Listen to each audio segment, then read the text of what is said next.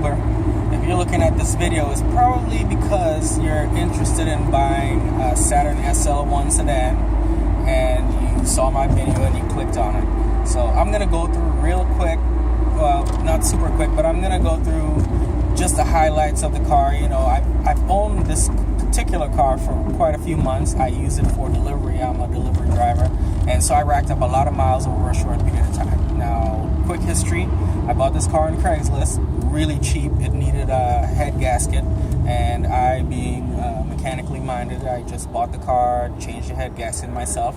Nothing particularly complicated about it. It's a single overhead cam. You know, it was just a matter of removing everything around it and taking the head off, cleaning everything up, putting a new head gasket on, and then putting it back together.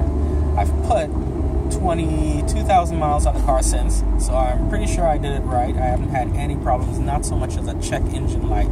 Okay, none of my sensors or anything has gone crazy since I've done the work. In fact, I've had zero mechanical issues with this car since I've put it together. Now, that being said, I've heard a lot of stories about these cars having blown head gaskets, and that's what I bought this car with, so I would believe that story to be true. The head gasket on this, the blown head gasket, was noticed because there was what happened was you start the car up, and within minutes of starting there was extreme pressure in the cooling system. That is because there was exhaust gas from the engine that was supposed to go out of the exhaust port was being pushed into the cooling system where the head gasket had failed.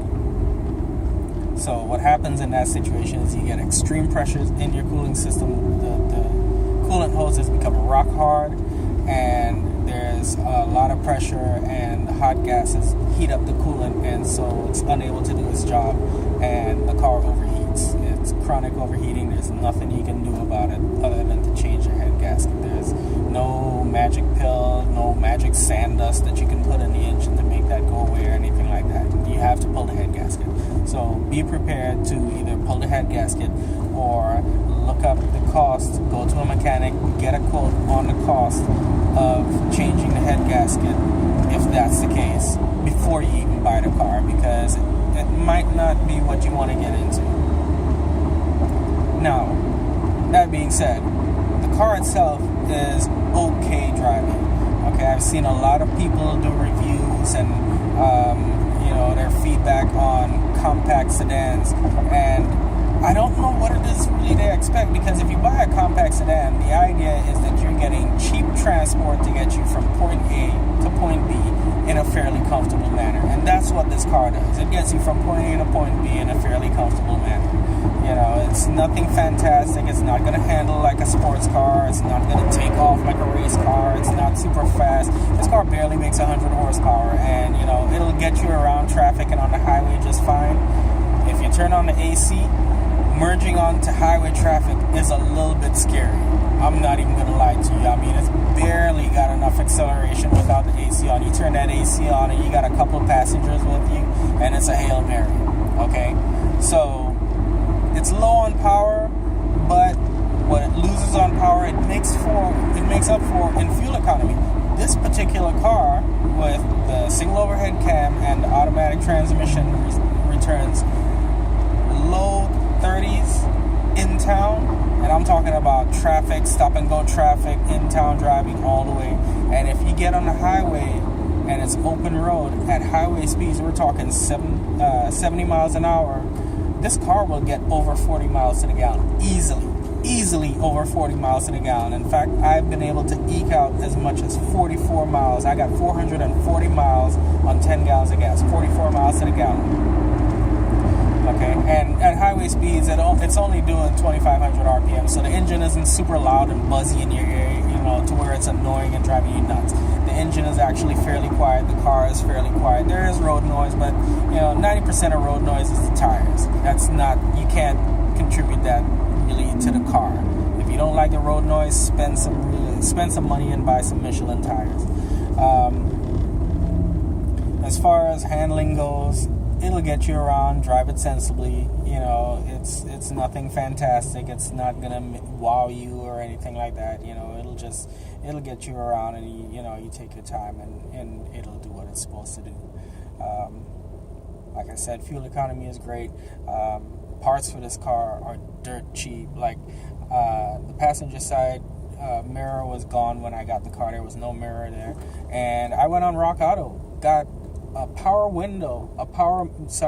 mirror for this car for $22, brand new. Okay, I mean, parts are cheap, and if you go buy them used, they're even cheaper.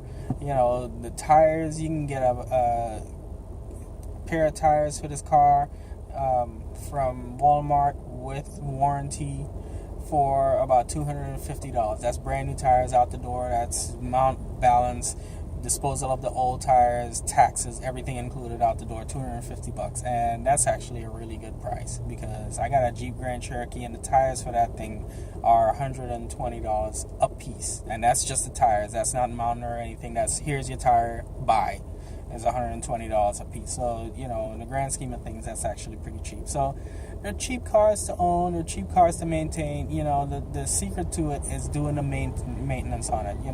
Like, I have this car, and I check the oil, I check my fluids every single weekend. Every Sunday, before I start the car up in the morning, I check my fluids. I check my coolant, I check my oil, I check my transmission fluid, check my brake fluid, check my power steering fluid. And that's what you got to do when you got an older car, is you have to do the maintenance, and you have to be diligent about these things, because it can spring a leak at any time, and you'll never know. You just be driving around and everything is cool until you start panicking. It'll start overheating, or you got no power steering, or something strange happens. It might start shifting rough or not shifting at all because it started leaking transmission fluid. So when you own a car like this, you got to do your due diligence, and you have to do the maintenance, and you have to keep an eye on the fluids. Keep an eye on those fluids. They are the lifeline of your car.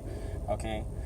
So that's pretty much all I have about this car. If you want to buy one, it's good basic transport. It's great transport if you got highway miles. If you live about 40 miles away from your job and you got to drive 40 miles round trip, you're going to use on the highway about a gallon of gas to go and a gallon of gas to come back, and that's hard to beat.